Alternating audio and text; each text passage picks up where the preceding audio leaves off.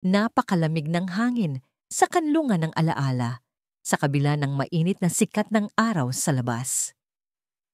Ang arkitekturang kolonyal na Espanyol ng pasilidad ay nagbigay ng isang marangyang aura, matataas na kisame, malalaking arko, at mga bintanang may makakapal na kurtina. Ngunit para kay Inang Elena Elang de la Cruz, ang lahat ng ganda ay isa lamang palamuti sa kaniyang gintong kulungan. Ito ang lugar kung saan inilibing ang kaniyang kalayaan at ang katotohanan. 75 taong gulang si Inang Elang, ngunit sa loob ng kanlungan, siya ay nagpapanggap na mas matanda at mas mahina kaysa sa tunay niyang edad. Sa mata ng kaniyang anak na si Marilu at manugang na si Atty. Rafael Rafi Santiago, isa siyang ulyaning matanda na nawawala sa sarili matapos ang pagkakakulong ng kaniyang nag-iisang anak na lalaki, si Marco. Ngunit ang bawat paghikbi, bawat pagkabulol ng dila at bawat titig na tila malabo ay bahagi ng isang maingat na inihandang maskara. Siya, ang dating respetadong guro sa elementarya at nagtatag ng minamahal na panaderya ni Inang Elang, ay ngayon ay isang aktres sa sarili niyang trahedya. Ang kaniyang mga araw ay lumipas sa isang walang katapusang ritual ng pagpapanggap. Umaga, haharapin niya ang mga nurse, lalo na si Nurse Carla at Nurse Ben, na may pilit ng ngiti at nagkukunwaring pagkalito. Nasaan na ang aking kape? Hindi ba't sabi ko, may amoy itong pandesal ko? Ang mga nurse na binabayaran ni Rafi upang manmanan siya ay maingat na nagtatala ng bawat abnormal niyang kilos sa kanilang mga notebook. Ang pagkalito ni Inang Elang ay ang kanilang ebidensya ng kaniyang pagkaulianin. Pero ang totoo, bawat sandali ng kaniyang pagpapanggap ay isang pagkakataon para sa obserbasyon. Pinag-aaralan niya ang bawat galaw ng mga nurse, ang kanilang mga shift, ang kanilang mga kahinaan. Ang kanlungan ay hindi lamang isang kulungan. Ito ay isang larangan ng digmaan kung saan ang tanging sandata niya ay ang kaniyang isip at ang kaniyang pasensya. Ang desisyong magpanggap ay hindi madali. Ito ay isang gabing kasing lamig ng pagtataksil na natuklasan niya.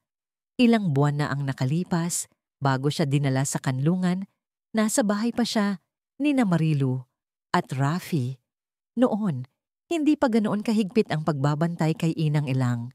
Isang gabi, habang nagbabasa ng lumang nobelang Tagalog, narinig niya ang boses ni Rafi mula sa kaniyang opisina sa ibaba. Bihira si Rafi na magtrabaho sa bahay, at ang boses nito ay kakaiba. Halos pabulong, ngunit may pagmamataas. Dahil sa kaniyang kuryosidad, dahan-dahan siyang bumaba sa hagdan. Ang kaniyang mga paa ay halos walang ingay sa marmol na sahig. Hindi niya sinasadya, ngunit napakinggan niya ang pinag-uusapan ni Rafi sa telepono. Oo, nasiguro ko nang walang butas ang kaso, sabi ni Rafi. Ang boses ay manipis ng ngiti sa kabilang linya. Ang mga papeles ay perpekto. Ang ebidensya ay sapat na upang ilagay siya sa loob. Huminto siya, tila nakikinig. Ang pandesal chain, nasa akin na ang lahat. Ang matanda, madali na lang. Marilu? Madaling lokohin. Basta ibigay mo lang ang share ko sa loob ng 2 linggo. Unti-unting nanlamig ang buong katawan ni Inang Elang. Ang pangalang Marco ay lumutang sa hangin, kasama ang pagbanggit ng paglunsad ng kaso at pera sa hukom. Ang kaniyang Marco, ang kaniyang nag-iisang anak na lalaki, na nasa bilangguan ngayon dahil sa akusasyong pagnanakaw ng pondo mula sa sarili nilang panaderya ni Inang Elang. Ang lahat ng sakit, ang lahat ng pagkalito, ay biglang nagkaroon ng kahulugan. Isang makamandag na kahulugan. Si Atty. Rafael Rafi Santiago, ang kaniyang manugang na lalaki, ang asawa ng kaniyang anak, ang pinagkakatiwalaan ni Marco, ay ang utak sa likod ng lahat. Siya ang nagplano ng lahat, ang nagtanim ng mga ebidensya, ang sumuhol sa hukom upang makulong si Marco, at ang nagpipilit na sakupin ang panaderya na kaniyang pinaghirapan. Ang puso ni Inang Ilang ay kumirot sa sakit, hindi lamang sa pagtataksil ni Rafi, kundi sa pagkabulag ni Marilu. Ang kaniyang anak na babae, na labis na nagtitiwala sa asawa, ay naniwala sa bawat kasinungalingan na ang kaniyang ina ay nawawala sa sarili dahil sa sakit na dulot ng pagkakakulong ni Marco. Sa sandaling iyon, nagkaroon siya ng isang malalim na pagkaunawa. Kung ilalantad niya kaagad ang katotohanan, hindi lamang siya mapapahamak, kundi mawawala rin ang anumang pagkakataon niyang mailigtas si Marco. Si Rafi, na malapit ng maging hukom sa Court of Appeals, ay makapangyarihan at walang awa. Kailangan niya ng plano, isang lihim na paraan upang makalusot. Mula sa gabing yon, nagsimulang magpanggap si Inang Elang. Naging masalimuot ang kaniyang mga salita, nagkaroon ng sariling mundo, ang kaniyang mga alaala. Ang panaderya na kaniyang pinaghirapan, ang dahilan ng lahat ng pagtataksil na ito. Ang pagpapanggap ay naging kaniyang kalasag, at ang kaniyang isip ay naging kaniyang piitan. Sa kasalukuyan, muling nakaupo si Inang Elang sa sala ng kanlungan. Ang pamilyar na tunog ng gitara ni Nars Carla na tumutugtog ng harana ang pumupuno sa silid. Ang kaniyang mga mata, tila walang buhay, ay nakatingin sa labas ng bintana. Ang kaniyang isip, gayon paman, ay matalim na binubuo ang susunod niyang hakbang. Lola, narito na po si Kin, sigaw ni Nars Carla na may pilit ng ngiti. Napalingon si Inang Ilang, ang kaniyang ekspresyon ay nanatiling blangko. Ngunit sa loob, may kakaibang pag-asa ang sumibol. Si Joaquin Kin de la Cruz, ang kaniyang apo, ang anak ni Marco. Si Kin lang ang tanging nakakaintindi sa kanya, ang tanging hindi naniniwala na siya ay tuluyang nabaliw. Lumapit si Kin, isang binatilyo na may malikhaing diwa at malalim na pagmamahal sa kaniyang lola. Sa kaniyang kamay ay may hawak siyang isang bag na puno ng mga bagong gawang guhit. Inang, dinalhan po kita ng mga bagong gawa ko, sabi niya, at inilapag ang mga guhit sa mesa. Ang mga guhit ay mga tanawin ng palayan, ng bulkan, ng isang tahimik na probinsya. Tiningnan ni Inang Ilang ang mga guhit. Ang bawat stroke ng lapis ni Kin ay tila nagpapamalas ng kaniyang kaluluwa. Mahina siyang ngumiti. Isang ngiti na hindi napansin ni Nars Carla, ngunit nahuli ni Kin. May kakaibang kislap sa mga mata ng lola niya. Isang kislap na madalang niyang makita mula nang ipasok siya sa kanlungan. Dahan-dahan, itinuro ni Inang Ilang ang isang guhit ni Kin. Isang tanawin ng isang lumang simbahan sa Ilocos, kung saan siya nagturo noon. Ang simbahan, ang mga kampana. Bakit gabi ang orasan, Kin? Hindi ba't araw noon? At ang aking pandesal, hindi ba't gawa sa ginto? Bulong niya, tila wala sa sarili, habang ang kaniyang daliri ay bahagyang kumamot sa isang sulok ng guhit. Nagtaka si Kin. Ang simbahan ay walang orasan, walang pandesal sa guhit.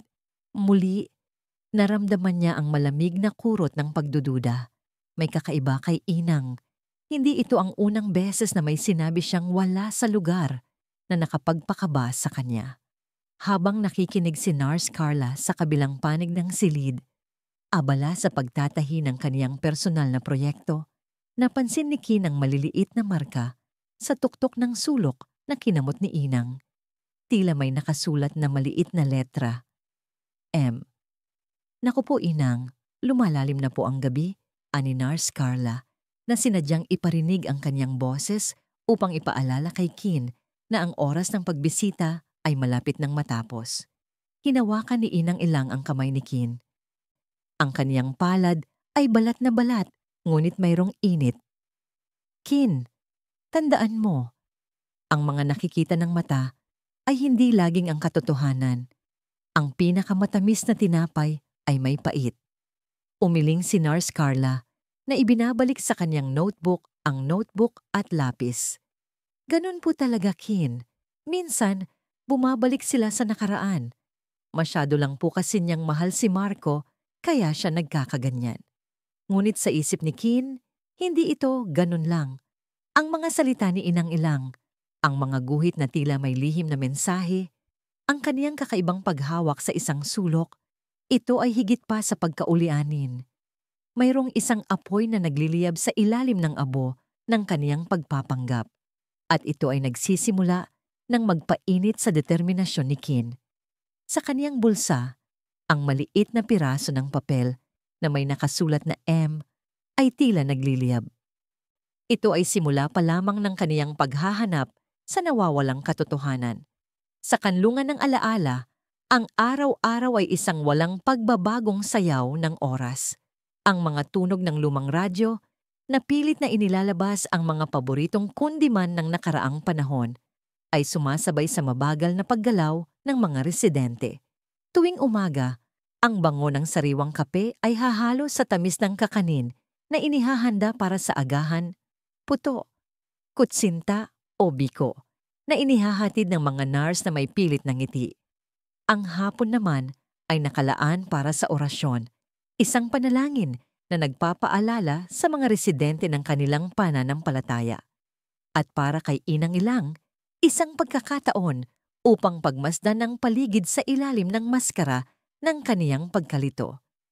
Si Inang Ilang na nakaupo sa kaniyang karaniwang upuan sa tabi ng bintana ay tila abala sa pagtitig sa walang katapusang hilera ng mga punong mangga sa labas.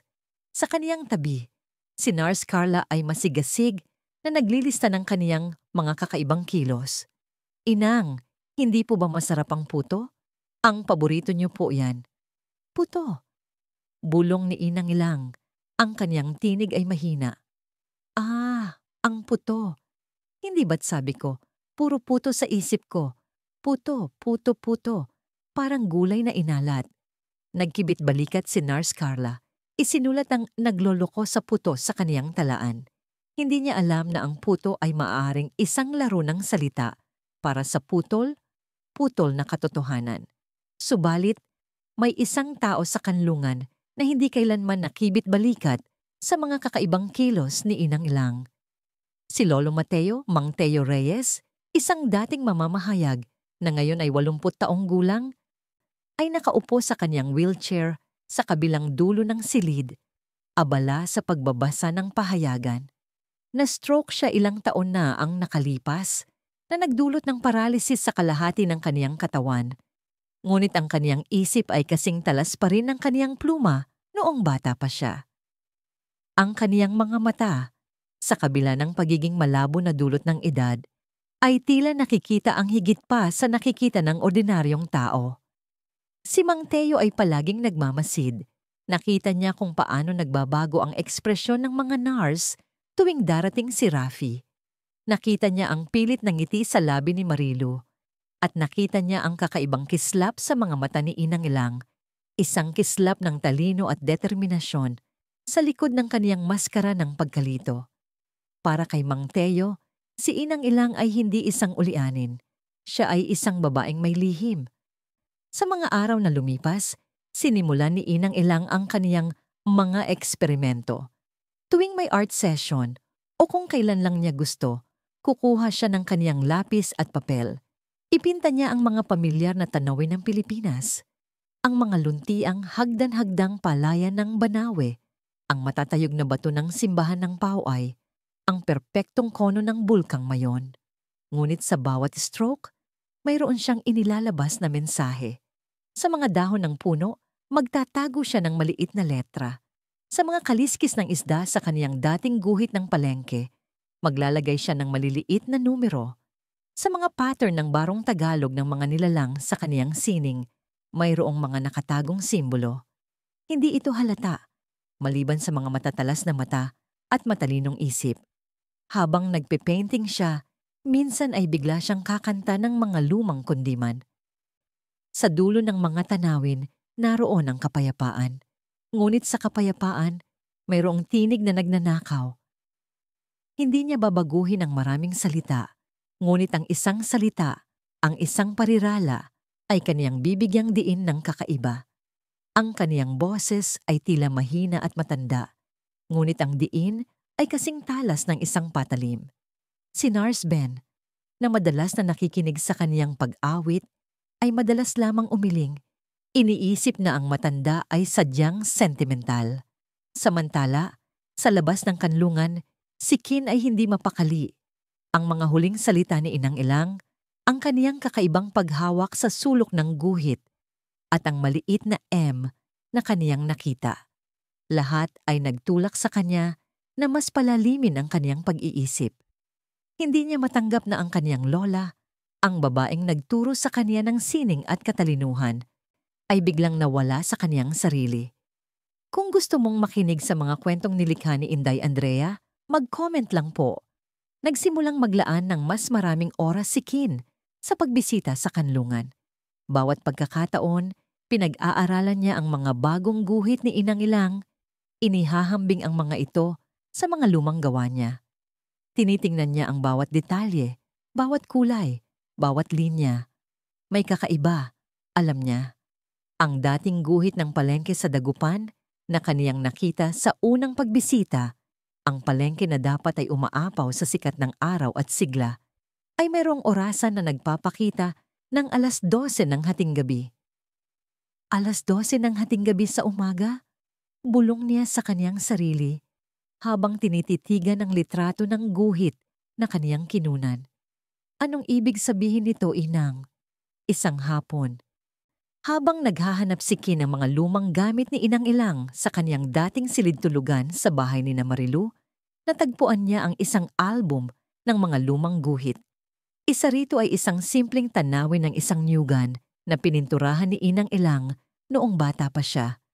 Ngunit nang masusing tingnan ni Kin ang mga linyang bumubuo sa katawan ng isang nyog, tila mayroong mga nakasulat na numero. Isang lumang numero ng telepono. Isinulat niya ang mga numero sa isang papel. Ang kaniyang puso ay kumakabog. Sinubukan niya itong tawagan, ngunit ang linya ay hindi na konektado. Gayunpaman, ito ay sapat na. Isang numero ng telepono nakatago sa isang guhit. Hindi siya nagkakamali. Hindi ulianin si Inang. Siya ay nagpapanggap. Sa loob ng kanlungan, ang koneksyon sa pagitan ni na Inang Ilang at Lolo Mateo ay nagsimulang lumalim. Isang araw, habang nakaupo si Inang Ilang sa silid-aralan, nagkukunwaring nagpipinta ng isang bahaghari, si Mang Teo ay lumapit sa kanya. Ang kaniyang wheelchair ay gumagawa ng mahinang tunog. "Magandang bahaghari, Ilang," sabi ni Mang Teo. Ang kaniyang boses ay malumanay. Ngunit ang bahaghari ay madalas na lumalabas pagkatapos ng unos, hindi ba? Tumingin si Inang Ilang kay Mang Teo. Ang kaniyang mga mata ay saglit na nagpakita ng isang kislap ng pagkaunawa. "Unos, Mateo. Maraming unos ang dumaan sa buhay ko. Ngunit ang pinakamadilim na unos ay ang mga walang hangin." Ngumiti si Mang Teo. "Tama ka. Ang pinakamadilim na unos ay ang mga walang hangin. Ang mga hangin na nagdadala ng mga bulong." Mula noon, nagsimulang makipag-ugnayan ang dalawa. Hindi sa pamamagitan ng direktang usapan, kundi sa pamamagitan ng mga sulyap, ng mga pahiwatig. Tuwing makikita ni Inang Ilang na nagmamasid si Nars Carla, tatawa siya ng malakas, tila walang kamalay-malay, habang nagkukuwento ng isang loko-lokong istorya tungkol sa isang ibon na nakulong sa isang gintong hawla. Si Mang Teo naman, habang binabasa ang kanyang pahayagan, ay dahan-dahang ititiklop ang pahina na mayroong partikular na balita na nagtatago ng isang pahiwatig. Isang umaga, habang nag-aagahan, inutusan ni Nars Ben si Inang Elang na tapusin ang kaniyang pandesal at kape. "Bilisan niyo na po, Inang. Baka lumamig." Ngunit pinagmasdan ni Inang Ilang ang kaniyang pandesal na tila may nakita siyang kakaiba. Ang pandesal na ito ay hindi gawa sa harina, Ben. Ito ay gawa sa usok, at ang usok ay may itinatagong apoy. Napansin ni Mang Teo ang sinabi ni Inang Ilang, ang usok at apoy. Naisip niya ang kaniyang mga karanasan bilang mamamahayag, ang mga lihim na tago sa ilalim ng usok ng kasinungalingan na maaring lumabas sa apoy ng katotohanan. Ang mga mata ni Mang Teo ay nagsimulang maging mas matalas. Napansin niya ang pagbabantay ng mga nurse sa paligid ni Inang Elang, ang mga biglaang pagdating ni Rafi na laging nagkukunwaring nag-aalala sa kaniyang biyenan. Ngunit ang kaniyang mga mata ay tila naghahanap ng anumang senyales ng paglaban mula kay Inang Elang. Mang Teo, sa kaniyang tahimik na paraan, ay nagsimulang maging isang reporter muli, nagtatala ng mga bulong sa hangin na kaniyang naririnig at nakikita, handang ilabas ang mga ito sa tamang panahon. Para kay Inang Elang, ang mga sulyap at ngiti ni Mang Teo ay parang mga bulong ng pag-asa. Hindi siya nag-iisa. May nakakaintindi sa kanya. At may nakakatulong sa kanya. Ang kanlungan ay hindi na lamang isang gintong kulungan. Ito ay naging isang bukal ng mga lihim na mensahe na naghihintay na matuklasan. At si Kin, sa kaniyang pag-aaral ng mga guhit at salita ng kaniyang lola, ay nagsisimula ng makinig sa mga bulong na yon na unti-unting nagpapakita ng isang nakatagong katotohanan na mas masakit kaysa sa kaniyang naisip. Ang buong mundo ni Joaquin Kin de la Cruz ay tila isang malaking gulo ng mga linyang magkakaugnay, isang abstract na pagpipinta na unti-unting nagkakaroon ng hugis, ngunit ang hugis na yon ay mas masakit kaysa sa inaasahan niya. Ang mga salita ni Inang Elang, ang kaniyang kakaibang mga guhit, at ang maliit na letrang M na kaniyang nakita, lahat ay nagtulak sa kanya na mas lalong hukayin ang katotohanan. Ang pag-aalinlangan sa kaniyang isip ay lumalim, at ang matamis na paniniwala na ang kaniyang tiyo Rafi ay isang mabuting tao ay unti-unting natutunaw. Isang gabi, matapos ang isa pang pagbisita kay Inang Elang na puno ng mga pahiwatig na tila ba ay isang laro, bumalik si Kin sa kaniyang silid. Inilatag niya ang lahat ng mga lumang dokumento ng kaniyang ama, si Marco, na nauugnay sa kaso. Mga resibo, kontrata, at mga financial statements ng panaderya ni Inang Elang na itinabi ng kaniyang lola. Sa nakaraan, pinaniwalaan niya ang bawat salita ni Rafi na si Marco ay nagnakaw, na kaniya itong pinagtatakpan at na ginawa lamang ni Rafi ang lahat para sa kapakanan ng pamilya. Ngayon, sa ilalim ng bagong lente ng pagdududa, ang mga dokumento ay tila may sariling wika. Nagsimulang makita ni Kin ang mga hindi pagkakapare-pareho. Mga petsa na hindi tugma, mga halaga na masyadong malaki para sa mga karaniwang transaksyon ng panaderya. Ang paglipat ng ilang account sa mga hindi pamilyar na pangalan. Ang isang serye ng mga pautang na kinuha sa pangalan ni Marco, ngunit hindi kailanman nakita sa kanyang mga personal na account. Ang lahat ng ito ay pilit na ipinaliwanag ni Rafi noon bilang komplikadong accounting o mga hindi pagkakaintindihan. Ngunit ngayon, ito ay tila mga bakas ng isang sadyang plano. Paano ko hindi napansin ito noon? Bulong niya sa kanyang sarili. Ang kaniyang puso ay bumibigat sa pagkabigo at galit. Nagbulag-bulagan siya dahil sa kalungkutan at pagtitiwala sa isang taong malapit sa kanya. Habang iniimbestigahan niya ang mga dokumento, isang mas nakakabahala na katotohanan ang lumabas. Ang panaderya ni Inang Elang, na dating kilala sa kanyang pagiging simple at kalidad, ay lumalawak ng napakabilis. Sa loob lamang ng ilang buwan mula nang makulong si Marco, nagbukas ng 3 bagong sangay si Rafi at Marilu, na isang kapansin-pansin na bilis para sa isang negosyong pampamilya. Nagsimula silang makipagkontrata sa mga bagong supplier na hindi kailanman narinig ni Kin o ng mga matagal ng empleyado. Ang mga panaderya ni Inang Elang ay naging mga modernong tindahan na tila walang kaluluwa, at ang pagpapalawak na ito ay nagbigay ng isang hindi magandang pakiramdam. Ang kalidad ng pandesal, kahit na napapanatili pa rin, ay tila nababawasan sa harap ng dami. Sa kaniyang mga pagbisita sa kanlungan, ang mga mensahe ni Inang Elang ay lalong nagiging masalimuot at mas epektibo. Sa tulong ni Lolo Mateo, ang mga eksperimento ni Inang Elang ay naging isang sining ng pagtatago. Ang mga pahayagan Elang Bulong ni Mang Teo isang hapon habang naglalakad si Nars Carla papunta sa kusina. Ang mga lumang pahayagan ay puno ng mga lihim. Ang mga titik, kapag pinutol at pinagsama-sama, ay maaaring magkuwento. Ngumiti si Inang Ilang. Ang kaniyang mga mata ay tila nangungusap. Parang mga butil ng palay, Mang Teo, na kapag pinagsama-sama ay nagiging bigas. Mula noon, nakita ni Kin ang mga pagbabago sa mga gawi ni Inang Ilang. Kung dati ay nagpipinta lamang siya, ngayon ay madalas siyang gumugupit ng mga lumang pahayagan, tila gumagawa ng mga collage na walang kabuluhan. Isang beses, habang nakatitig si Kin sa isang collage na gawa ng kaniyang lola, nakita niya ang mga nagkalat na salita. Korupsyon, hudas, lalaking may tiyak na posisyon. Ang mga ito ay nakatago sa ilalim ng mga larawan ng bulaklak at ulap. Sa kaniyang mga guhit, lalong naging sopistikado si Inang Elang. Isang linggo, nagpinta siya ng isang lumang simbahan sa Pangasinan na halos kapareho ng orihinal na guhit na kaniyang nakita sa mga lumang album. Ngunit sa ilalim ng altar, naipinta niya ang isang bahagyang nakaumbok na linya, isang halos hindi nakikitang mapa ng isang lugar. Sa mga kandila, may mga numerong nakatago. Ang ilaw ng kandila ay nagtatago ng katotohanan, Kin, bulong ni Inang Ilang, habang nakatingin sa kanya si Nars Ben na walang pagdududa. Ang kaniyang mga kanta ay nagbago rin.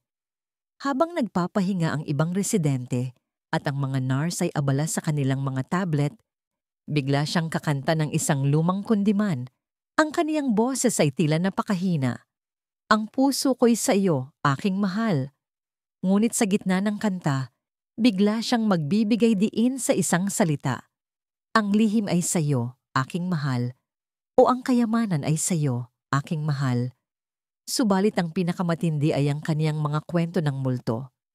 Tuwing gabi, bago matulog, o sa mga hapon na walang gawa ang mga residente, magsisimulang magkwento si Inang Ilang ng mga nakakatakot na istorya.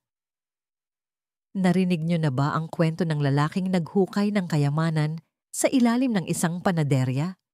Sisimulan niya. Ang kaniyang boses ay punong-puno ng hiwaga. Ang kayamanang yon ay hindi ginto, kundi mga lihim na itinatago sa loob ng mga butil ng harina. Ang espiritu ng tunay na may-ari ay naglalakad sa gabi, naghahanap ng sino mang makakarinig sa kaniyang hinaing, sino mang makakatulong na ilabas ang natabunan na katotohanan. Ang mga kwentong ito ay tila walang kabuluhan sa ibang residente, ngunit si Mang Teo ay nakikinig ng mabuti, at nang dumalaw si Kin, binigyang pansin niya ang bawat detalye. Ang multo ay si Marco, at ang kayamanan ay ang mga nakatagong ebidensya. Isang araw, matapos pag-aralan ng isang serye ng mga guhit na nagtatago ng mga mapa at isang collage na gawa sa lumang pahayagan na nagtatago ng mga petsa, nakaramdam si Kin ng kaniyang eureka moment. Ang lahat ng piraso ay biglang nagkaisa. Ang 12:00 ng hating gabi sa guhit ng palengke, ang numero ng telepono, ang mga nakatagong simbolo sa simbahan, at ang mga salita sa kwento ng multo. Ito ay tumuturo sa isang lugar, ang lumang bodega ng panaderya ni Inang Ilang sa Tondo na matagal nang hindi ginagamit. At ito ay tumuturo sa isang oras, hating gabi. Ang puso ni Kin ay kumakabog. Ito na, Inang, bulong niya. Naiintindihan ko na. Sa sumunod na gabi, habang ang Maynila ay natutulog na, dahan-dahang nagtungo si Kin sa lumang bodega sa Tondo. Ang lugar ay madilim at tahimik. Ang bawat kanto ay tila nagtatago ng mga nakaraang lihim. Sa tulong ng flashlight ng kaniyang telepono, sinuri niya ang bawat sulok, bawat kalawangin na lalagyan. Wala siyang nakita sa una. Ngunit naalala niya ang isa pang kwento ng multo ni Inang Ilang tungkol sa kayamanan na nakatago sa ilalim ng pinakamatandang pader. Sinimulan niyang tuklapin ang lumang pader sa likod ng bodega. At doon, sa likod ng maluwag na semento, nakakita siya ng isang maliit na kahon. Sa loob ay may ilang lumang papeles, mga kontrata na may mga pekeng pirma, mga liham na nagpapakita ng mga transaksyon sa mga dummy corporation, at isang maliit na talaarawan ni Marco na nagdedetalye ng kaniyang mga pagdududa kay Rafi at ang kaniyang plano na ilantad ang mga irregularidad. Hindi ito ang kumpletong ebidensya, ngunit ito ay sapat na upang patunayan na mayroong malaking katiwalian na nangyayari. Nagkaroon ng malaking pag-asa sa kaniyang puso, ngunit kasama nito ang pagdami ng panganib. Samantala, sa kanlungan, nagsimulang makaramdam ng pagkabahala si Rafi Santiago. Napansin niya ang pagdami ng pagbisita ni Kin kay Inang Ilang. Nakita niya ang paraan ng pagtingin ni Kin sa kaniyang lola, isang pagtingin na may kakaibang lalim na hindi nagpapahiwatig ng pagkaawa, kundi ng pag-unawa. Nurse Carla, Nurse Ben, utos ni Rafi sa isang tawag sa telepono. Siguraduhin ninyong mas mahigpit ang pagbabantay kay Inang Ilang. Huwag ninyong hayaan si Kin na masyadong matagal sa kanya. Sabihin niyo, kailangan niya ng pahinga o masama ang kaniyang pakiramdam. Gawin ninyo ang lahat upang pigilan siya. Mukhang masyado na siyang interesado sa matanda. Ang tono ni Rafi ay malamig at puno ng pagbabanta. Ramdam ng mga nurse ang pagtaas ng tensyon. Ang kanlungan, na dating gintong kulungan, ay nagiging mas mahigpit at mas nakakatakot. Ang mga bisita ni Kin ay lalong nahihirapan. Ang mga dahilan na ibinigay ay lalong nagiging hindi kapani-paniwala. Ngunit para kay Kin, ang bawat balakid ay nagpapatunay lamang na siya ay nasa tamang landas. Ang mga sinulid ng katotohanan ay lalong nagiging buhol-buhol, ngunit nakikita na niya ang dulo ng bawat isa. Ang digmaan ay nagsisimula pa lamang. Ang pagkatuklas ni Kin sa mga lihim na dokumento sa lumang bodega ay nagbigay sa kaniya ng panibagong pag-asa. Ngunit kasabay nito ang isang mabigat na katotohanan. Ang lahat ng kaniyang natagpuan ay mga bakas lamang, hindi ang mismong sandata na makapagpapabagsak kay Rafi. Ang kaniyang tiyo Rafi ay isang henyo sa panlilinlang, isang maestro ng pagtatago ng bakas. Tila pinaglaruan lamang nito ang kaniyang damdamin. Inilagay ang ilang butas upang magbigay ng ilusyon ng katotohanan, ngunit ang pinakamalaking ebidensya ay nananatiling nakakubli. Alam niyang kailangan niya ng isang bagay na nanggagaling mismo sa loob ng kanlungan, isang huling piraso ng puzzle na tanging si Inang Ilang lamang ang makapagbibigay. Subalit, kasabay ng kaniyang pag-usad ay ang tila paghigpit ng hawla sa kanlungan. Ang mga nurse, lalo na si Nurse Carla at Nurse Ben, ay naging mas matatalas ang mga mata at mas mahigpit ang mga kilos.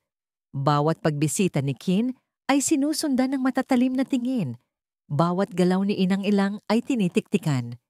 Isang hapon, nang dumalaw si Kin, nakita niya si Nurse Carla na inaayos ang mga lumang libro ni Inang Ilang. Ang kaniyang mga daliri ay dahan-dahang dumadampi sa bawat pahina. Tila may hinahanap. Hindi ito simpleng pag-aayos. Ito ay isang maselan at pinlano na paghahanap. Ang silid ni Inang Ilang, na dati ay personal na kanlungan, ay ngayon ay isang bukas na aklat sa ilalim ng pagbabantay. Sa gitna ng lumalalang tensyon, natiling matatag si Lolo Mateo Reyes. Sa kabila ng kaniyang kalagayan na nakaupo sa wheelchair, ang kaniyang isip ay kasing talas pa rin ng dati. Siya ang mga mata at tainga ni Inang Ilang, ang kaniyang tahimik na kakampi. Sa bawat araw na lumilipas, mas lumalalim ang kaniyang pagmamasid sa kilos ng mga nurse. Napansin niya ang patuloy na pagiging abala ni Nurse Carla at Nurse Ben sa kanilang mga cellphone tuwing gabi, o ang kanilang pagiging kampante tuwing nagkakaroon ng mga emergency sa ibang silid. Ngunit higit pa roon, may napansin siyang isang yaya, si Yaya Daisy, isang bata at tahimik na yaya na kakaiba ang pakikitungo kay Inang Ilang. Si Yaya Daisy ay bago pa lamang sa kanlungan. Hindi pa siya gaanong sanay sa mga pamamaraan ng iba. Habang abala ang ibang nurse sa kanilang mga gawain, madalas makita ni Lolo Mateo si Yaya Daisy na lihim na nagbibigay ng mga paboritong prutas ni Inang Ilang o ang paghawi ng kurtina upang masilayan nito ang ganda ng labas. Ang mga mata ni Yaya Daisy ay laging mayroong awa at pag-aalala, hindi ang pagkawalang pakialam na nakikita niya sa iba. Nakita ni Lolo Mateo na mayroon pa ring kabutihan sa puso ng dalaga. Isang butil ng konsensya na maaring maging susi. Isang umaga, habang nasa silid-aralan si Inang Ilang, nagpapanggap na nagpipinta ng isang abstraktong tanawin, bigla siyang nagkaroon ng episode. Nagsimula siyang magsalita ng malakas, tila wala sa sarili. Ang mga numero sa libro, hindi ito tugma. Ang pandesal ko ay hindi ginto. Ito ay ginto ng kasinungalingan. Sinimulan niyang ihihila ang mga lumang libro sa istante. Tila naghahanap ng isang bagay at biglang nahulog ang isang lumang talaarawan. Ang takip ay luma na at halos walang buhay. Ngunit alam ni Inang Ilang na yun ang nagtataglay ng kaniyang mga huling pag-uusap kay Marco at ang kaniyang mga hinala kay Rafi bago pa man mangyari ang lahat. Si Narsben, na noon ay abala sa pakikipag-usap sa telepono, ay mabilis na lumapit. Inang, ano po bang ginagawa ninyo? Halika, umupo na lang po tayo. Baka mahilo po kayo. Dinampot niya ang talaarawan. Ngunit sa halip na ibalik sa estante, tila hindi sinasadya, ay inilagay niya ito sa ibabaw ng mesa. Isang maliit na signal na napansin ni Inang Ilang. Naramdaman ni Inang Ilang na kailangan niyang kumilos. Ang lumang talaarawan, na puno ng kaniyang mga personal na obserbasyon at mga hinala kay Rafi bago pa man ang pagkakakulong ni Marco, ay ang pinakamalakas na ebidensya na maaaring magpakita ng motibo at ng panlilinlang ni Rafi. Ngunit paano niya ito ilalabas? Sa kaniyang susunod na pagbisita, nagplano sina Inang Ilang at Kin ng isang lihim na pagpapalitan. Kinailangan nilang maging mabilis at maingat.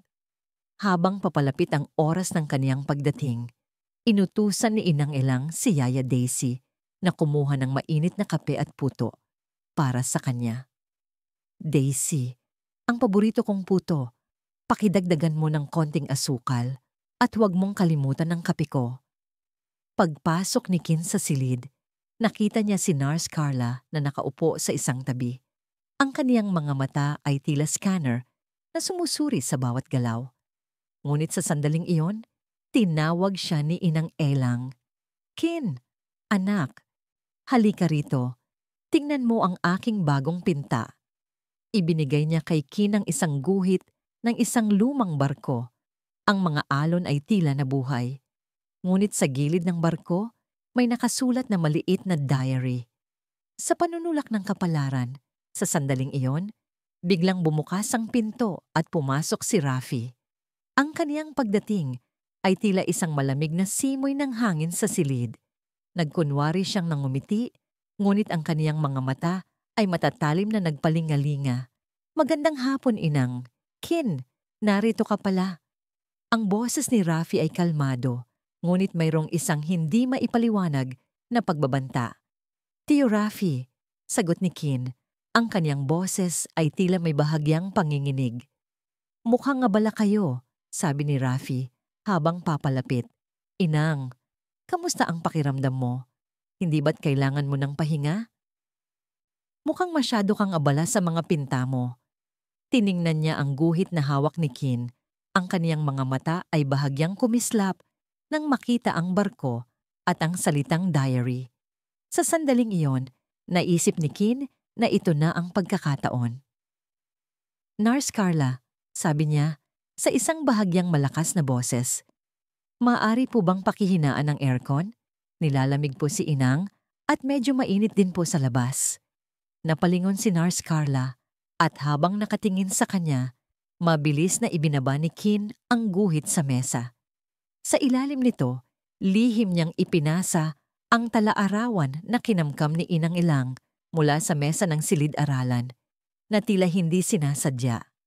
Sa ilalim ng guhit na ibinaba niya, nakahanda ang kamay ni Kin na kinuha ang talaarawan na nakalagay sa gilid ng mesa na inilipat ni Narsben. Ang lahat ay nangyari sa isang iglap. Ngunit nang itaas ni Kin ang guhit, napansin ni Narsben ang isang kakaibang paggalaw sa ilalim. Mabilis siyang lumapit, ngunit ang tala-arawan ay nawala na. Kin, may hinuhulog ka ba? Wala po, Narsben. Sagot ni Kin na mayroag malamig na pawis. Nangangalay lang po ang kamay ko. Ngumiti si Rafi, isang ngiting hindi umabot sa kaniyang mga mata. Hayaan na, Ben. Marahil ay nai-stress lang si Kin sa mga aralin niya. Alam mo naman, ang sining ay nakakapagod. Lumapit siya kay Inang Ilang. Ang kaniyang boses ay naging mas matamis, ngunit puno ng kamandag. Inang, sana ay nagpapahinga ka ng mabuti. Ayaw naming magkasakit ka. Ang kalusugan mo ang pinakamahalaga sa amin. Lalo na ngayon na malapit na akong maging hukom ng Court of Appeals. Isipin mo, Inang, isang Santiago sa hustisya. Malaking karangalan sa pamilya. Hindi ba? Tumingin si Inang Ilang kay Rafi. Ang kaniyang mga mata ay blangko. Ngunit sa loob, ang kaniyang puso ay kumukulo sa galit. Hukom! Bulong niya, na tila wala sa sarili. Ang hustisya ay hindi binabayaran ng ginto, Rafael. Ang hustisya ay binabayaran ng dugo at luha. At ang mga aklat ng batas ay may itinatago ring mga lihim, hindi ba? Nagbago ang ekspresyon ni Rafi. Ang kaniyang ngiti ay nawala. Tumingin siya kay Kin, na noon ay malapit sa pinto. Ang tala-arawan ay mahigpit na hawak sa kaniyang bulsa. Kin, kailangan nating mag-usap, sabi ni Rafi. Ang kaniyang boses ay mas mababa at mas matalim. Huwag kang makialam sa mga usapin ng matatanda. Ang iyong ama, alam mo naman ang kaniyang sitwasyon. Hindi mo gugustuhin na mas lumala pa ang lahat, hindi ba? Nagulat si Kin sa direktang banta ni Rafi. Ngunit hindi niya ipinakita ang kaniyang takot. Ang ama ko po ay inosente, Tio Rafi, at hindi ako titigil hanggat hindi lumalabas ang katotohanan. Kung mayroon kang mga hiling o puna, mangyaring mag-comment para ipaalam sa akin. Lubos na nagpapasalamat si Inday Andrea. Isang malamig na tawa ang narinig mula kay Rafi. Ang katotohanan? Kin, ang katotohanan ay isang malambot na bagay. Madaling hubugin, madaling baguhin. Lalo na kung ang nakaharap mo ay isang matanda na nawawala sa sarili. Mag-ingat ka, Kin. Ang pagiging sobra na mapagtanong ay minsan ay merong malalim na presyo. Umalis si Kin, ang kaniyang puso ay kumakabog. Sa kaniyang bulsa, ang tala-arawan ni Inang Ilang ay tila nagliliyab. Ngayon, mayroon na siyang matibay na ebidensya. Ngunit alam niya na ang labanan ay lalong nagiging mapanganib. Si Rafi ay handang gawin ang lahat at ang kanlungan sa ilalim ng kaniyang impluensya ay nagiging masikip na hawla para sa dalawang matatalinong isip na nagtatago ng katotohanan. Ang lambat ay unti-unting bumubukas at sila ay nasa loob nito. Ang liwanag mula sa bintana ng apartment ni Kin ay tila humahawi sa kadiliman ng kaniyang pag-iisip. Kumalat ang mga dokumento sa sahig, ang lumang tala-arawan ni Inang Ilang, ang mga pekeng financial statement na nakuha niya mula sa bodega, at mga kopya ng mga kontrata na may pinaghihinalaang pirma ni Marco. Sa pagitan ng mga papel, ang mga guhit ni Inang Ilang na nagtatago ng mga mapa at numero ay tila mga bituin na unti-unting lumilikha ng isang konstelasyon ng katotohanan. Ngayon, ang lahat ng piraso ay nagkaisa. Ang malambing na pagpapanggap ni Inang Ilang, ang mga pahiwatig ni Lolo Mateo, at ang sarili niyang determinasyon ay nagbunga ng isang masakit na pag-unawa. Si Rafi Santiago, ang taong minsan niyang hinangaan, ang manugang na tila isang modelo ng tagumpay at kasipagan, ay isang halimaw na nagkukubli sa ilalim ng maskara ng respeto. Isang master ng panlilinlang. Ang buong kaso ni Marco ay isang masalimuot na dula-dulaan na pinlano ni Rafi. Gumamit siya ng mga dummy corporations, mga kumpanyang nasa papel lamang, walang tunay na operasyon, upang i-funnel ang pera mula sa panaderya ni Inang Ilang. Ang mga peking invoice at receipts ay maingat na inihanda upang lumabas na nagkaroon ng mga pagkalugi ang negosyo na itinuro kay Marco bilang mismanagement, ang mga transaksyon sa ilalim ng mesa, ang mga suhol na binanggit ni Rafi sa telepono na hindi sinasadyang narinig ni Inang Ilang. Lahat ito ay bahagi ng isang malaking lambat na pinlano niyang ihulog kay Marco. Naalala ni Kin ang mga huling pag-uusap ni Marco na nakasulat sa talaarawan ni Inang Elang. May mga pagdududa na noon si Marco sa mga bagong ideya ni Rafi para sa pagpapalawak ng panaderya. Sinimulan niyang magtanong, mag-imbestiga, at doon nagsimula ang problema. Hindi aksidente ang pagkakakulong ni Marco. Ito ay pinlano. Dinakip si Marco sa mismong sandali na siya ay malapit ng ilantad ang mga irregularidad sa pananalapi. Ang pagtitiwala ni Marco kay Rafi ay naging lason na kumalat sa kanya at sa buong pamilya. Isang malalim na buntong hininga ang pinakawalan ni Kin. Hindi na ito tungkol lamang sa pagliligtas kay Marco. Ito ay tungkol sa pagpapanumbalik ng hustisya, paglilinis sa pangalan ng kaniyang ama, at pagliligtas sa diwa ng panaderya ni Inang Elang, ang diwa ng pagtitiwala at katapatan na pilit na binababoy ni Rafi. Kinailangan niyang makipag-usap kay Lolo Mateo. Sa kanlungan, sa ilalim ng pilit na pagbabantay, naghanap si Kin ng paraan. Lumapit siya kay Mang Teo habang nagbabasa ito ng pahayagan sa common area. Lolo Mateo, kailangan ko ng tulong ninyo. Nakita ko na ang lahat. Ang kwentong ito ay nilikha ni Inday Andrea. Huwag kopyahin o gamitin muli ang audio o kwentong ito upang matiyak ang karapatang ari. Tumango si Mang Teo. Ang kaniyang mga mata ay tila nabuhay sa likod ng kaniyang salamin. Alam kong darating ang araw na ito, Apo. Ang mga bakas ay hindi kailanman nawawala. Ang tanong ngayon, paano natin ilalantad ang halimaw? Ibinahagi ni Kin ang lahat ng kaniyang natuklasan, mula sa talaarawan ni Inang Ilang, sa mga dokumento sa bodega, hanggang sa kaniyang pag-unawa sa buong eskema ni Rafi. Nakinig si Mang Teo ng tahimik, ang kaniyang mukha ay seryoso. Si Rafi. Hindi ako nagkamali. Ang kaniyang pagiging ambisyoso ay higit sa kaniyang kaluluwa. Kailangan natin ng isang malaking splash, Kin.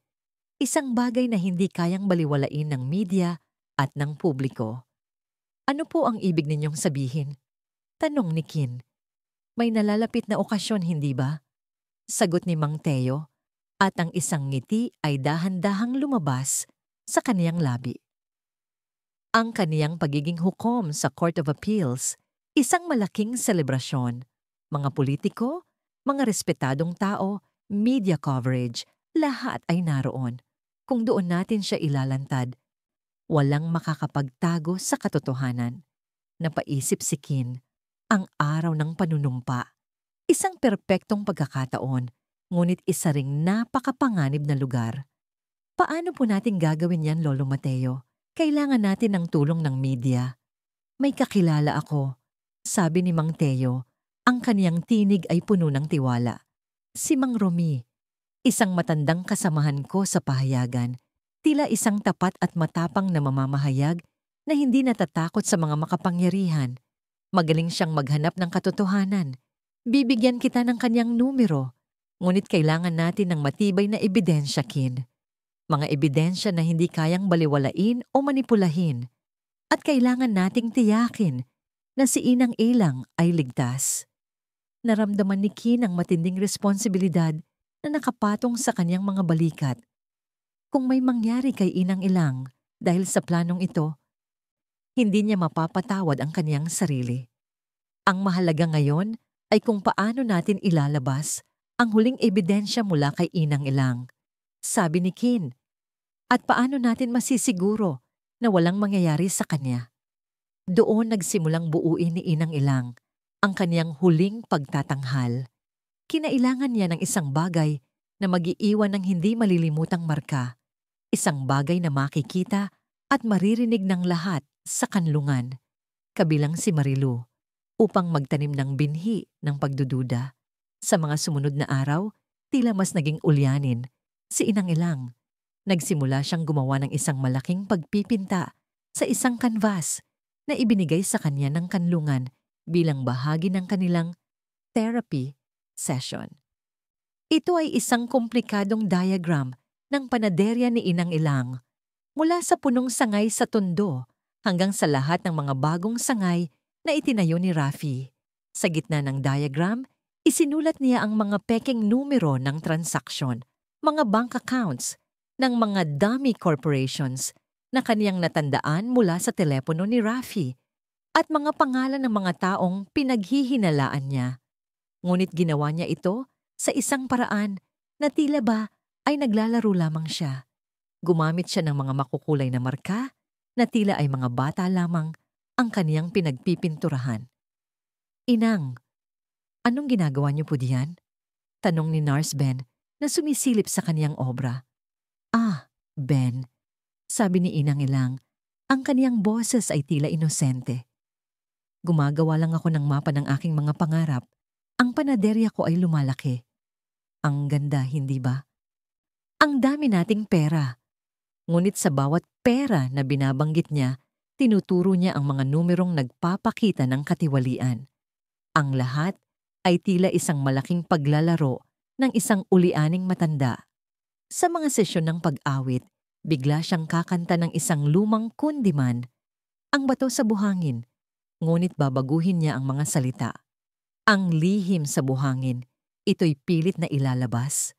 Ang kasinungalingan ay tila alon, darating at aalis. Ngunit ang katotohanan ay bato, mananatili. Ang kaniyang boses, bagaman mahina, ay may kakaibang kapangyarihan. Ang iba pang residente ay magtataka lamang, ngunit si Lolo Mateo ay mananatiling nakikinig ng mabuti, tinitignan ang reaksyon ng mga nurse. Samantala, lumalabas ang balita. Si Rafi Santiago ay manunumpa bilang hukom sa Court of Appeals sa susunod na Sabado.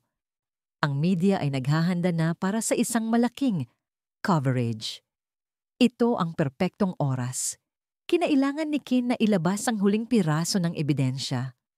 Mayroon pa siyang isang bagay na nakita niya sa lumang tala-arawan ni Inang Ilang.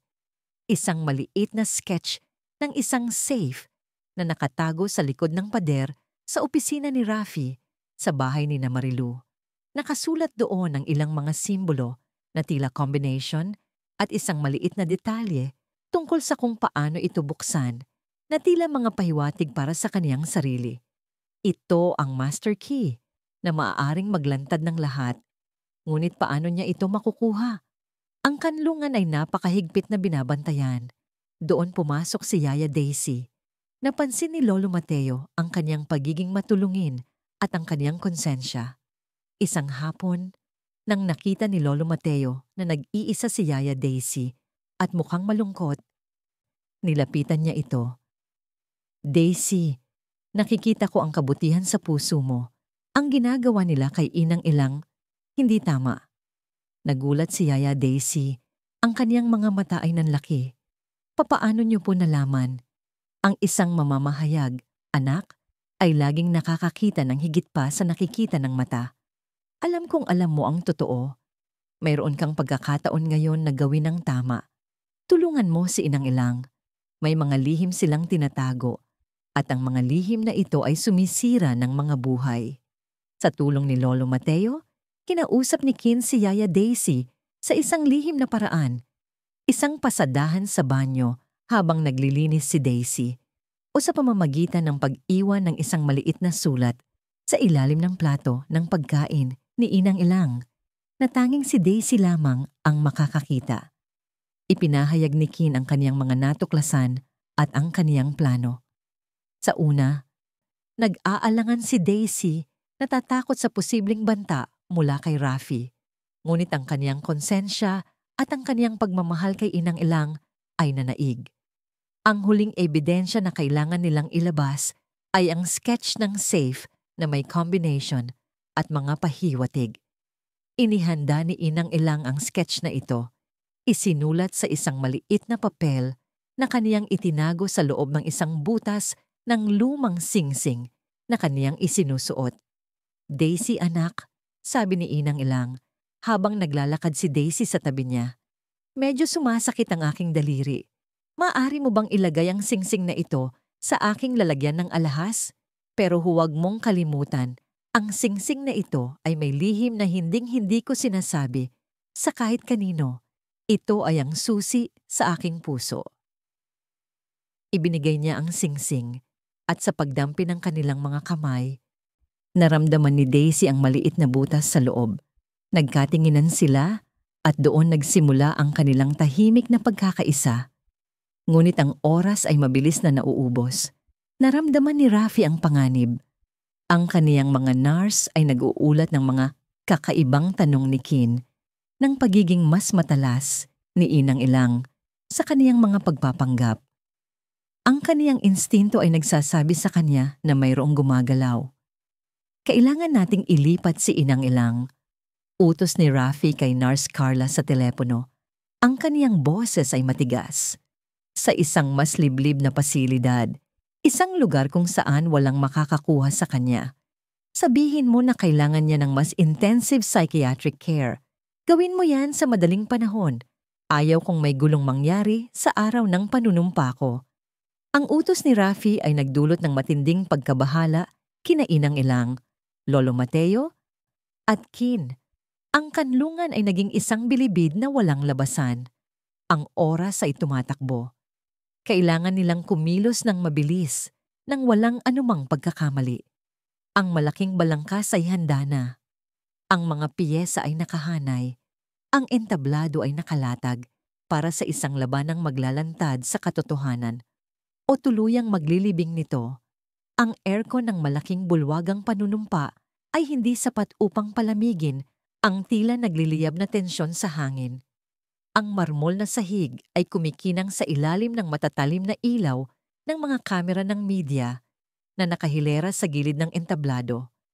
Naroon ang matataas na opisyal, mga politiko, at mga taong may pangalan sa lipunan. Lahat ay naghihintay sa pinakahihintay na sandali. Ang panunumpa ni Atty. Rafael Rafi Santiago bilang hukom ng Court of Appeals. Nakaupo si Rafi sa gitna ng entablado. Ang kaniyang barong Tagalog ay malinis at presko. Ang kaniyang mukha ay puno ng matagumpay na ngiti. Tila nagtatago ng libu-libong lihim sa ilalim nito. Sa kaniyang tabi, si Marilu ay nakangiti. Ang kaniyang mga mata ay kumikinang sa pagmamalaki at saya. Para sa kaniya, ang sandaling ito ay ang katuparan ng kanilang pangarap. Ang rurok ng tagumpay ng kaniyang asawa. Hindi niya alam na ang lahat ng iyon ay malapit ng gumuho. Sa likod ng mga upuan ng mga bisita, nakaupo si Kin.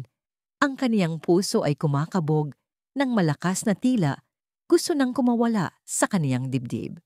Sa kaniyang tabi, si Mang Romy, isang veteranong mamamahayag na may matalim na tingin at kalmadong ekspresyon ay nakatingin sa entablado. Sa kaniyang bag, naroon ang mga ebidensya. Ang tala-arawan ni Inang Ilang, mga pekeng dokumento, at ang mga ipininta ni Inang Ilang na nagtatago ng mga kodigo. Ito na ang sandali.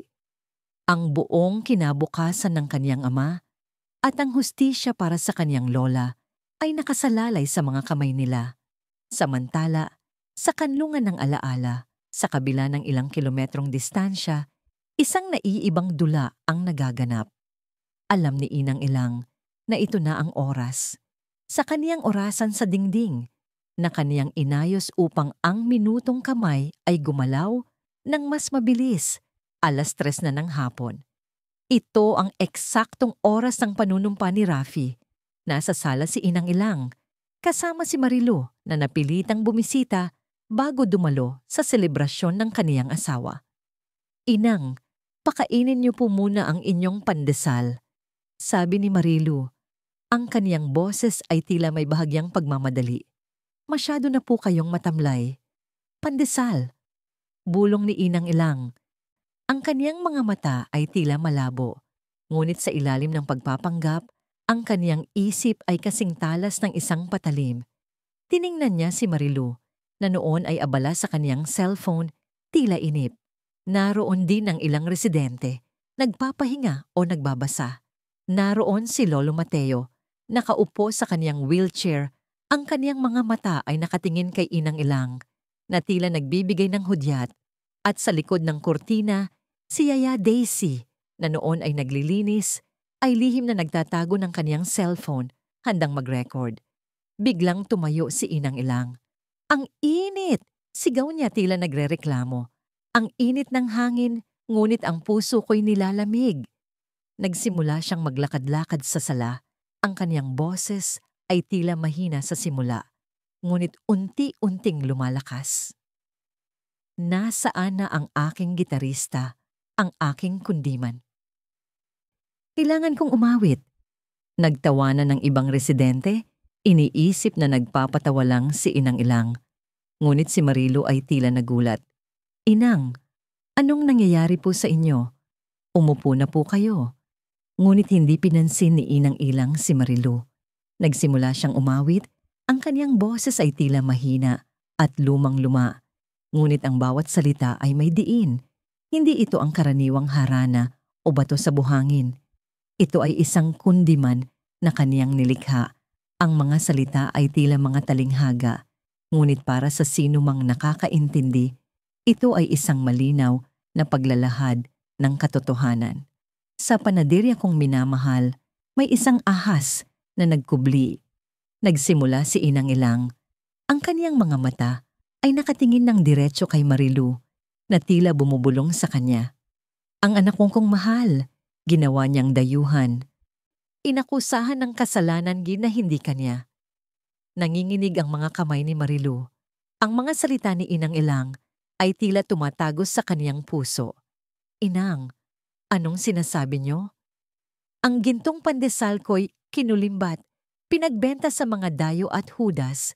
Patuloy ni Inang Ilang, ang kaniyang boses ay lumalakas, puno ng sakit at galit na matagal nang nakatago. Ang hukom na binayaran, ang papel na pinirmahan, lahat ay kasinungalingan upang ako'y bilangguhing tuluyan. Ang lahat sa sala ay tahimik. Hindi na ito isang pagpapanggap. Ang mga luha ay umaagos sa mga pisngi ni Inang Ilang, ngunit ang kaniyang mga mata ay matatalas, puno ng katotohanan. Naglabasan ng lahat ng sakit, lahat ng pagtataksil, lahat ng pagdurusa na matagal niyang tinago. Si Marilu ay gulat, ang kaniyang mukha ay maputla. Hindi niya maunawaan. Ang mga salita ni Inang Ilang ay tila pumapatungkol kay Marco, kay Rafi, sa panaderya. Lahat ng mga bagay na sinabi ni Rafi na kaniyang inalagaan. Sa likod ng kurtina, si Yaya Daisy ay mahigpit na nakahawak sa kaniyang cellphone. Ang kaniyang mga kamay ay nanginginig, ngunit patuloy sa pagre-record. Alam niya na ito na ang sandali. Si Lolo Mateo ay tahimik na ngumiti. Ang kaniyang mga mata ay puno ng paghanga. Si Inang Ilang, sa wakas, ay nagsasalita. Sa bulwagang panunumpa, kakatapos lamang sabihin ni Rafi ang kaniyang panunumpa. Ang mga palakpakan ay umaalingaw-ngaw sa buong bulwagan. Ikinabit ng isang mataas na opisyal ang medalya sa kaniyang dibdib. Ang lahat ay nakangiti. Si Rafi Santiago ay opisyal na hukom ng Court of Appeals. Ngayon, isa ka ng opisyal na bahagi ng hustisya ng ating bansa. Sabi ng opisyal, ang kaniyang boses ay puno ng pagbati. Ngunit sa mismong sandaling iyon, isang matinding boses ang umalingaw-ngaw sa likod ng bulwagan. Hustisya. Anong klaseng hustisya ang pinag-uusapan ninyo? Lumingon ang lahat. Naroon si Mang Romy, ang veteranong mamamahayag kasama si Kin. Hawak ni Mang Romy ang isang folder at si Kin ay may daladalang isang malaking canvas na natatakpan. Ang mga mata ng lahat ng media ay bumaling sa kanila. Sino kayo? Anong karapatan ninyo? Sigaw ng isang guard. Kami ang mga boses ng katotohanan. Sigaw ni Mang Romy. Ang kaniyang boses ay malakas at malinaw. Umaalingaw-ngaw sa buong bulwagan. At mayroon kaming mga ebidensya ng malalim na katiwalian sa taong ito na kararatas lamang manumpa bilang hukom. Nagkagulo ang mga tao. Ang mga kamera ay nagsimulang kumislap. Si Rafi ay nagulat. Ang kaniyang mukha ay nagbago mula sa ngiti patungo sa galit. Anong katarantaduhan yan?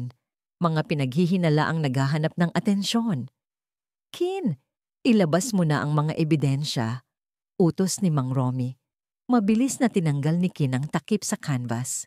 Tumambad sa lahat ang malaking pagpipinta ni Inang Ilang, ang diagram ng panaderya ni Inang Ilang na may mga makukulay na marka, ngunit sa likod nito ay naroon ang mga numero ng peking transaksyon, ang mga pangalan ng mga dummy corporations at ang mga panlilinlang na ginawa ni Rafi.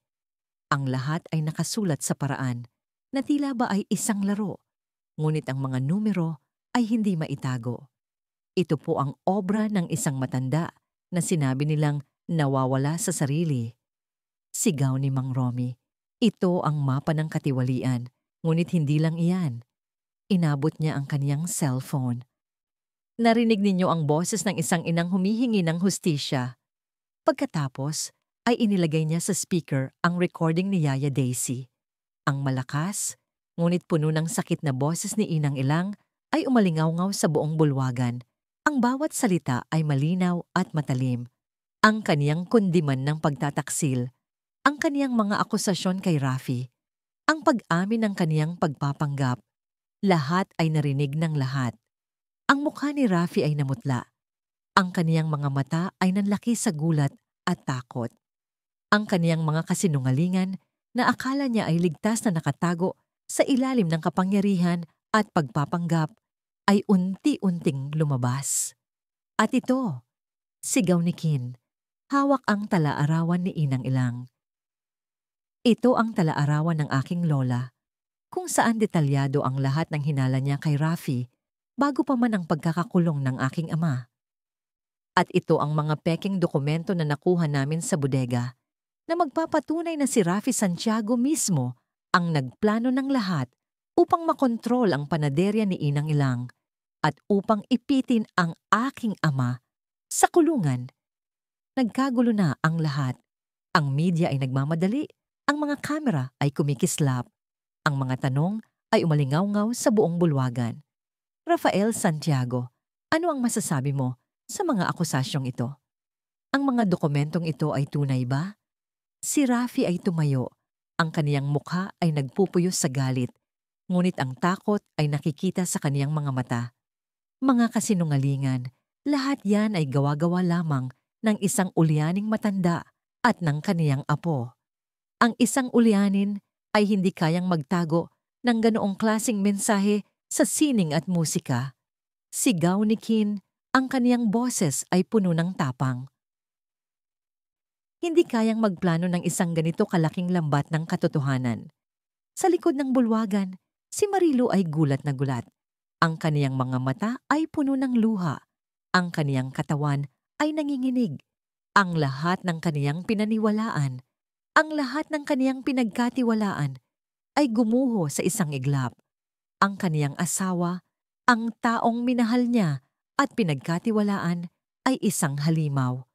Ang kaniyang ina, na kaniyang inakalang nawala na sa sarili, ay isang henyo ng pagpapanggap, lumalaban para sa hustisya. Ang sakit at pagsisisi ay bumalot sa kanya, at siya ay bumagsak sa kaniyang upuan, gumuho sa katotohanan. Sa loob ng ilang minuto, ang dating mapayapang bulwagan ay naging sentro ng isang iskandalo. Dumating ang mga opisyal ng pulisya. Sa gitna ng kaguluhan, isang opisyal ang lumapit kay Rafi. At sa Santiago, mayroon kaming warrant of arrest batay sa mga ebidensyang ito. Inaaresto ka sa kasong korupsyon, pandaraya at obstruction of justice. Ang pagtanggi ni Rafi ay hindi na nakinig. Siya ay inaresto, ang kaniyang mukha ay puno ng galit at kahihiyan. Ang kaniyang karera, ang kaniyang pangarap na maging hukom ay gumuho sa harap ng libu-libong tao. Ang balita ay kumalat ng napakabilis. Inang Ilang, ang ulyaning lola, naglantad ng korupsyon ng sariling manugang. Ang pandesal queen na nagtago ng katotohanan sa sining. Ang kwento ni Inang Ilang, ang kaniyang katalinuhan, at ang kaniyang pagmamahal para sa kaniyang anak ay naging inspirasyon sa buong bansa. Ang mga istorya ng kaniyang mga guhit, ang kaniyang mga kundiman, at ang kaniyang mga kwento ng multo ay pinag-usapan. Ang mga mamamayan ay nagalit. Ang mga awtoridad ay napilitang umaksyon ng mabilis. Ang kaso ni Marco ay muling binuksan. Sa kabila ng proseso na maaaring matagal, ang liwanag ng pag-asa ay muling sumikat para sa kanya. Sa kanlungan, pinanood ni Lolo Mateo ang balita sa TV. Ang kaniyang mukha ay puno ng kagalakan. Si Yaya Daisy, na noon ay nagiging kilala na bilang isang whistleblower, ay nakatayo sa kaniyang tabi, umiiyak. Si Inang Ilang, na noon ay nakahiga sa kaniyang kama, ay nakangiti. Ang kaniyang gintong kulungan ay naging isang bukal ng hustisya.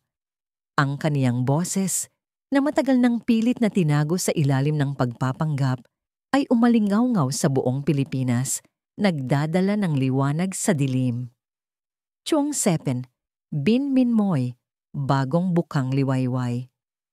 Ang araw na sumikat pagkatapos ng unos ay hindi na kasing dilim ng mga nakaraang buwan.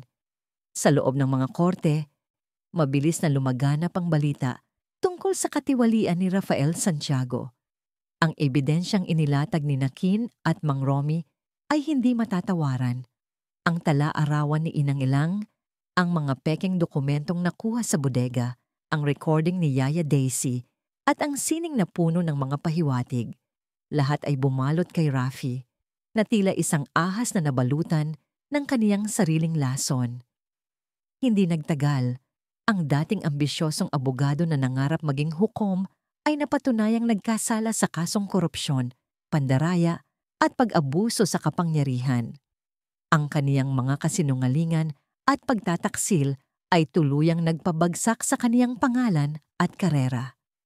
Ang gintong pangalan ng Santiago ay nadungisan at siya ay nahatulan ng mahabang taon sa bilangguan, isang balintuna sa kaniyang pagpapakulong kay Marco. Kasabay ng pagbagsak ni Rafi ay ang paglaya ni Marco de la Cruz. Sa isang araw na kasing liwanag ng muling pag-asa, binuksan ang pinto ng kulungan. Lumabas si Marco, ang kaniyang mga mata ay tila nabubulagan pa sa sikat ng araw, ang kaniyang katawan ay tila payat at napagod.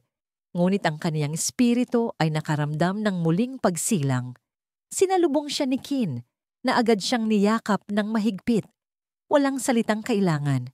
Ang luha at ang init ng yakap ay sapat na upang ipahayag ang lahat ng pagdurusa, pangungulila at pag-asa. Ang tanging nasambit ni Kin, ang kaniyang boses ay punong-puno ng pagmamahal. "Anak," sagot ni Marco, ang kaniyang tinig ay basag. "Salamat anak, maraming salamat." Ang bawat oras na nawala ay hindi na mababawi, ngunit ang kalayaan, ang pag-asang makabawi ay isang bagong simula. Nagkwento si Kin kay Marco tungkol sa lahat ng nangyari. Ang pagpapanggap ni Inang Ilang, ang kaniyang matapang na plano, ang tulong ni Lolo Mateo at Yaya Daisy. Nakinig si Marco nang may paghanga at matinding sakit. Ang kaniyang ina, ang matandang kaniyang inakalang nawawala na sa sarili, ay nagpakita ng tapang na higit pa sa inaasahan niya. Ang ginawa ni Rafi ay masakit, ngunit ang pagmamahal ng kaniyang ina at anak ay nagbigay sa kaniya ng lakas. Sa kanlungan ng alaala, nagbago ang lahat. Hindi na kailangan pang magpanggap ni Inang Ilang.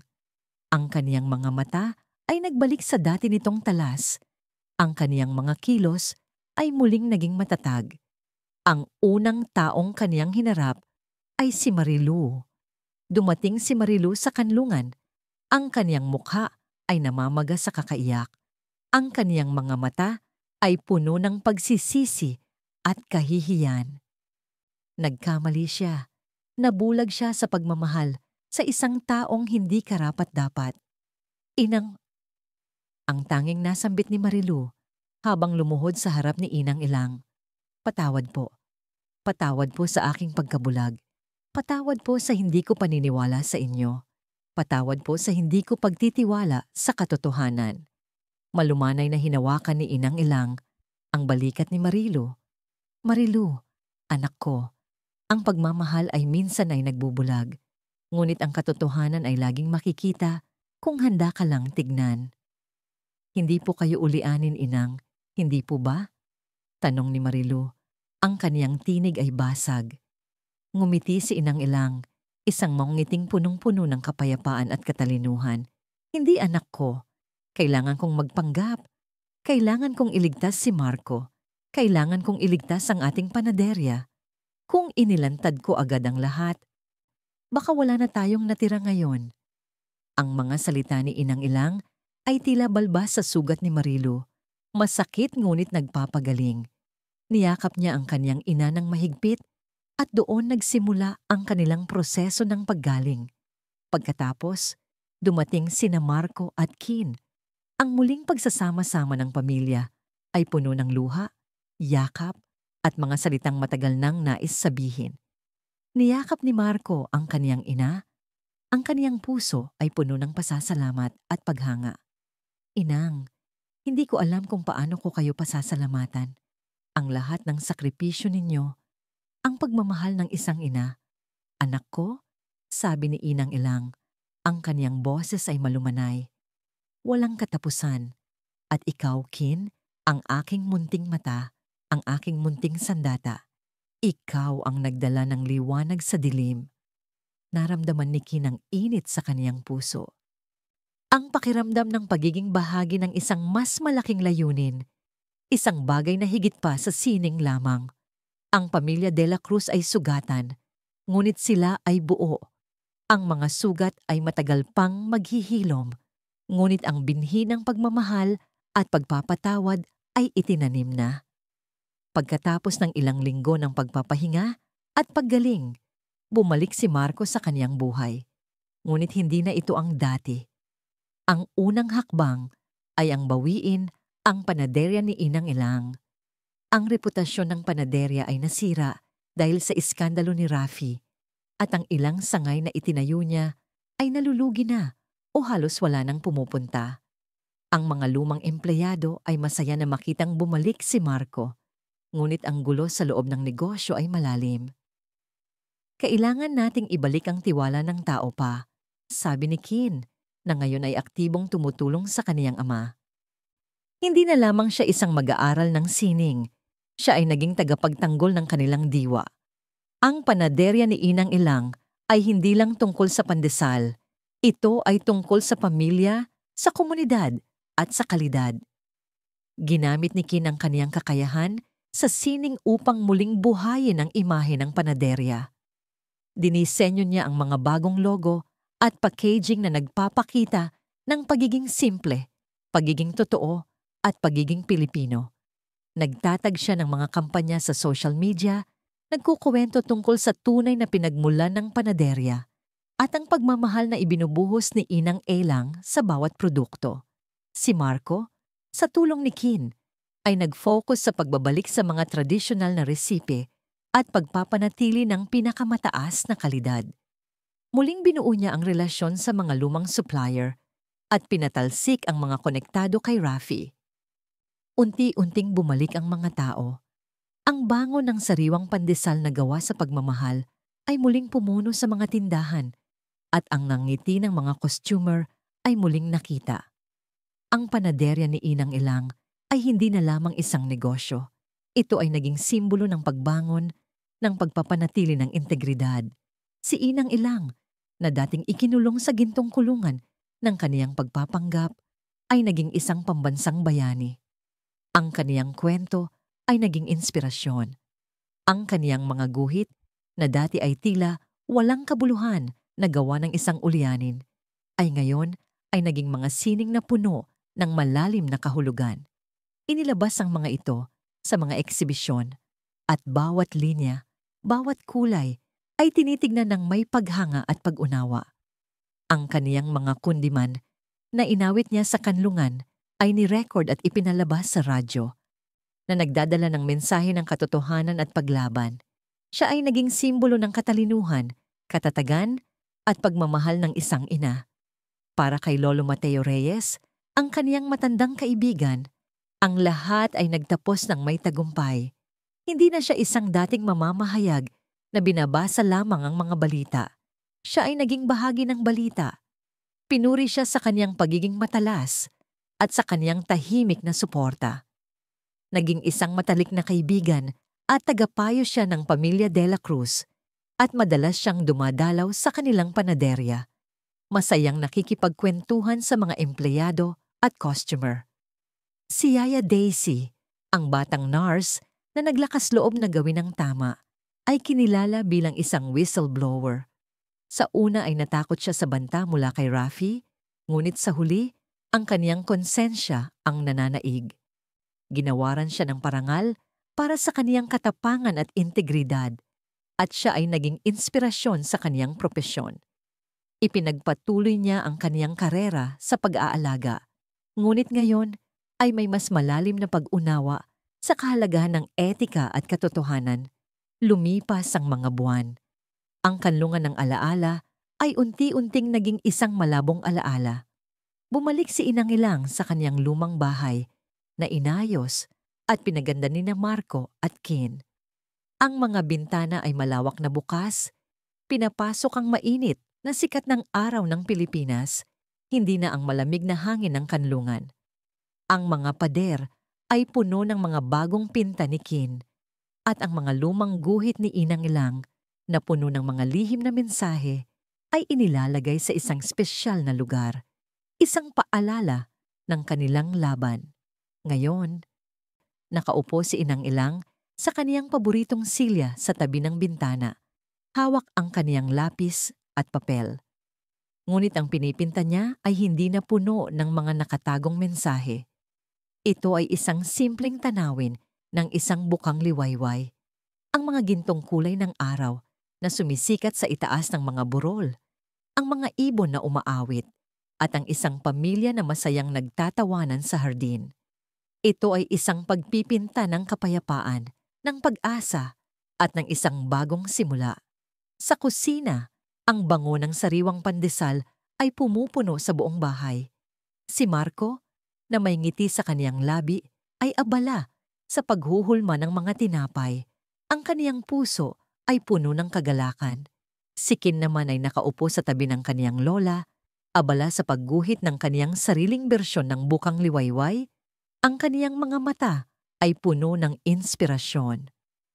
Tiningnan ni Inang Ilang ang kaniyang pagpipinta at pagkatapos ay tiningnan niya ang kaniyang pamilya. Ang lahat ng paghihirap, ang lahat ng sakripisyo ay nagbunga ng ganitong sandali ng kapayapaan. Ngumiti siya, isang nangiting matamis at puno ng karunungan na tila sinasabi. Ang mga bulong sa hangin ay nagdala ng katotohanan at ang katotohanan ay nagdala ng isang bagong bukang liwayway. Ang sikat ng araw ay humahalik sa kaniyang mukha, isang mainit na paalala na pagkatapos ng pinakamadilim na gabi, laging may bagong umaga. Ang pamilya De La Cruz ay hindi lamang nakabangon. Sila ay naging mas matatag, mas nagmamahalan at puno ng pag-asa.